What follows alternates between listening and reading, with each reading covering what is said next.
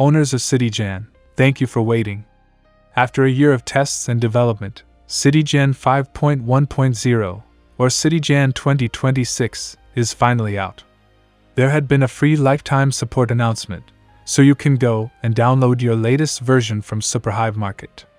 Superhivemarket is likely going to introduce an end to the default lifetime support for new or existing products very soon. So, please let people know that if they want a free lifetime support for Citigen, they should make their purchase before the new policy is announced. So, what's new in Citigen 2026? Number 1. You can now start with one of our presets. You can even save your project as one of the presets.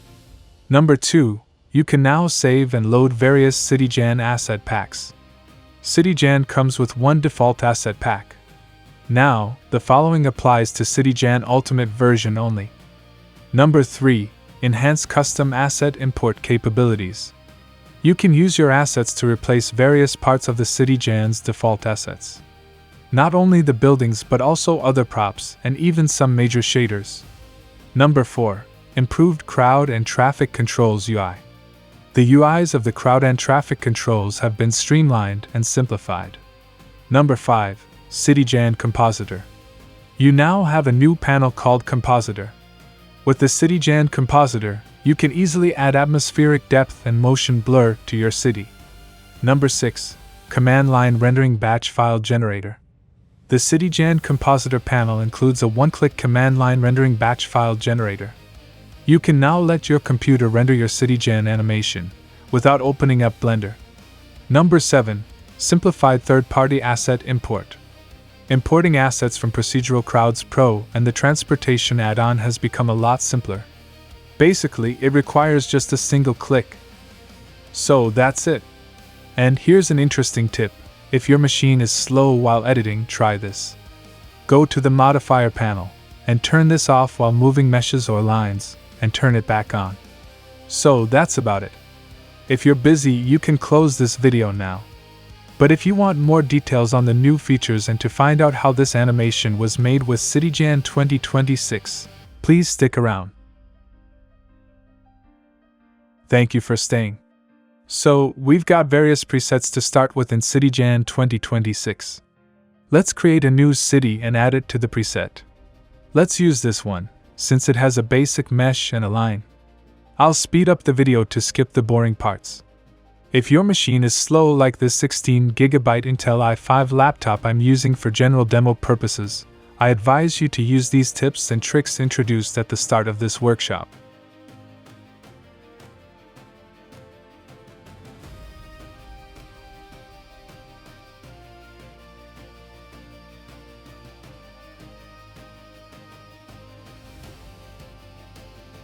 So you see, nothing has changed as far as the editing is concerned. Citigen development has done a lot of tests, trying to add various types of bridges and roads. But it all created a major challenge. The computer got so buggy and unresponsive. So new features had to be developed to bypass the issues. And you know what? It ended up becoming a totally different tool, requiring users to have a little more advanced knowledge of Blender to be able to use it fully.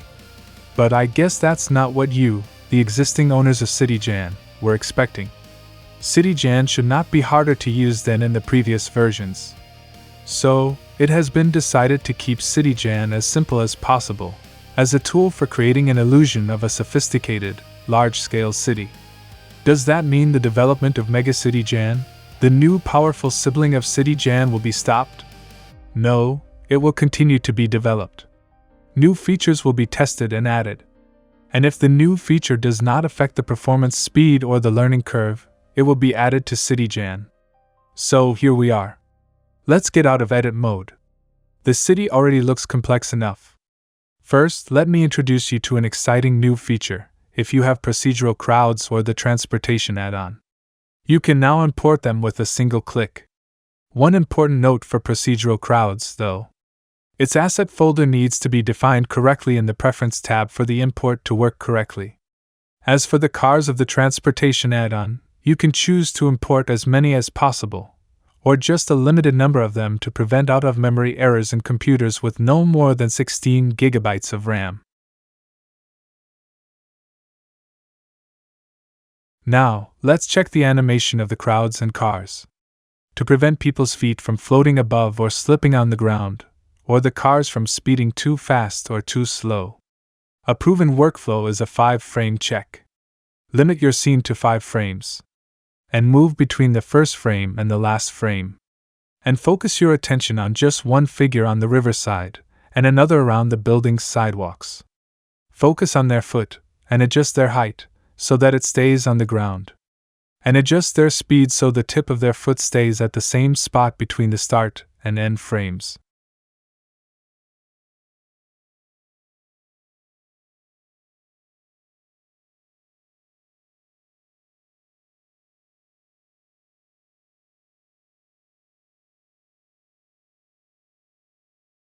As for cars, limit your frames to 24.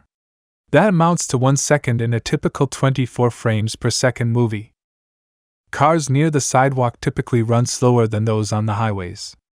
Citigen animates cars in 3 groups: cars on bridges, cars on riverside, and cars on main streets. So, limit your attention to one of the cars in each category.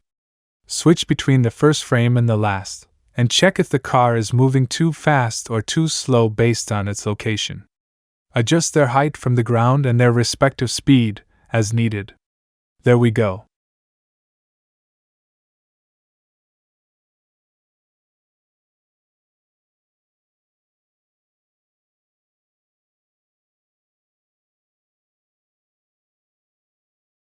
It's always best to make a previs before going for a full animation rendering.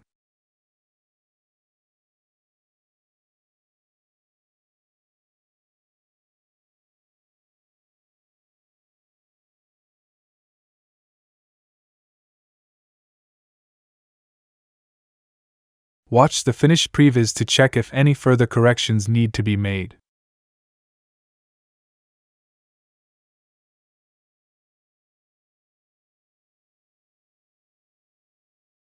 This one looks okay. So, we've worked hard on this city. Let's save this as a preset so that we can bring up this city back from the preset, along with the fine-tuned animation settings, in any of our future projects. Let's get the best view of the city. In order to save this as a preset, we need to save this city with a temporary name. To make the best thumbnail view of the city, let's switch to the real view and click Save as a new preset. It will take a while. And voila! Your new city is now in the preset. Now, let's start a new blend file and bring up this preset. There we go. Let's bring back the crowds and traffic. You can note that the procedural crowds and the transportation assets are not being shown, because they are not the default assets. Now, let's check another new feature of Citigen 2026. The Asset Pack panel. By default, Citigen Ultimate comes with just 2 default asset packs. You can add more asset packs, such as Sci-Fi Pack number 001. Please note that it includes the Crowds pack and the Vehicle pack. I've got it already downloaded it. Citigen Asset Packs comes as zip files. Let's drop it onto the Asset Pack panel and click OK. Now, you'll see 4 new asset packs installed. That's normal for Sci-Fi Asset Pack number 001. Let's use the asset packs. Let's replace the default cars with the asset pack. With the Sci-Fi vehicle selected, click Replace Assets. There we go. Please note that when an asset pack gets applied, the scene will be set to a default solid view. You need to turn on the crowds and vehicles again to see them. Now let's replace the default crowds with the asset pack. With the 001 crowds selected, click Replace Assets. Let's check out the result. Okay, that looks beautiful. And we have flying vehicles in the sky. Now, let's change the buildings. Since I'm using a 16GB notebook, I'll use the Sci-Fi number 001 Lite version. There we go. Beautiful. Another feature of the asset pack is that we can always opt back to our original assets by using the default asset pack for videos. We can add the new assets to the default assets as well. But you need to have in mind that adding assets instead of replacing can put a heavy demand than your computer's memory can afford. So, please proceed with caution. Another way to replace the default buildings along with the cars and crowds is just to replace the scene with sci-fi number 001 complete.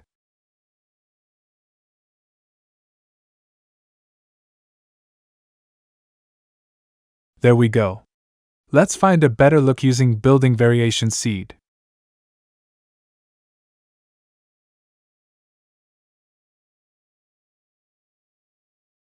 There we go. Let's settle for this one. Let's set a 4K point of interest drone shot view animation. And here comes another new feature of Citigen 2026, the Citigen Compositor. Go to the Citigen Compositor panel and click Activate Citigen Compositor. Citigen Compositor has a node set up for atmospheric haze and motion blur. We need to tweak this setting for our animation. To do that, we need a render. Let's make a render. Let's change the haze color. Now, let's set how far the haze starts to appear. Please note that these two settings are exposed on the Compositor panel. There we go. This is a 4K render. So we have incredible details. If you are into AI film making, inserting 4K or higher resolution shots made with Citigen could be a smart idea, to give the audience an illusion that they are watching a proper high-resolution film. Now, we have a final feature to introduce, the command line rendering batch file generator. For this to work, we need to have this blend file saved with a name. Click Create and show render batch file. Here we go. We have the render batch file, along with a dedicated folder for storing final renders. Run this batch file. If you are on a Mac, Citigen will create a group of script including a shell script. Run the shell script. And here's the final result. Thank you for staying till the end of this tutorial. And what do you think of the current pricing of the Citigen asset packs? What do you think will be a practical price for each of them, so that you wouldn't feel like you would rather create them on your own? And do you have any suggestions or questions? Please leave them in the comments below. Thank you for watching.